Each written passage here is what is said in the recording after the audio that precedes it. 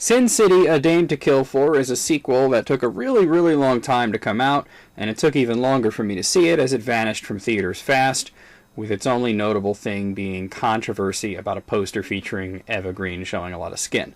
Not that there's anything wrong with that. I finally made the time to sit and watch this, and I have to say, maybe they should have just left well enough alone.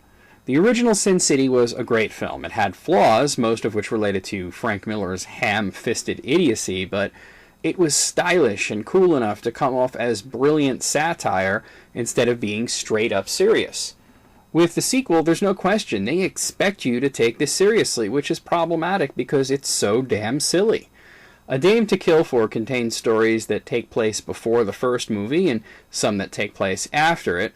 Some actors are replaced. Michael Clarke Duncan had passed away, Daphne Aoki was pregnant, couldn't be in the movie, and Clive Owen was busy with another project and was replaced with Josh Brolin. At first that made sense, as Owen's character Dwight in the first movie had people reacting to him as if he had changed his face, so it would make sense that in a prequel story that he would look completely different. Unfortunately, they had to have the face swap as part of this story, and they did a pretty shit job trying to make Josh Brolin look like Clive Owen.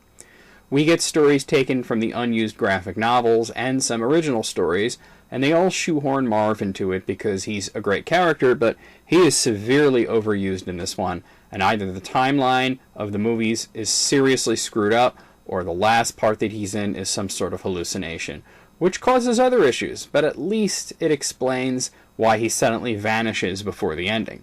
Visually, it's similar to the original, but it's less striking with far more uses of color, and it seems less sharp overall. I think that maybe we were all wrong about Sin City to begin with, and it never needed a sequel.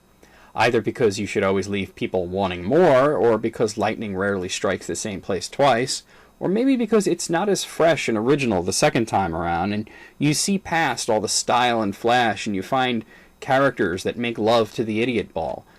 They change personalities from scene to scene. There's an amount of violence that is more excessive, and yet it lacks a lot of the original's punch, and the numerous flaws in Frank Miller's writing style all bob to the surface. That's not to say that the film is bad. It has its moments.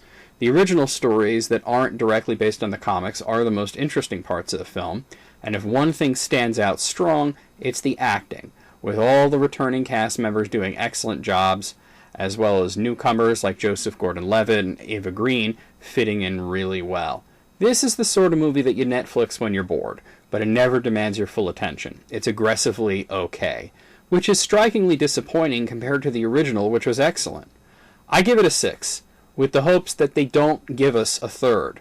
And I don't think that I could take any more degradation of what may have been an idea that only really works once.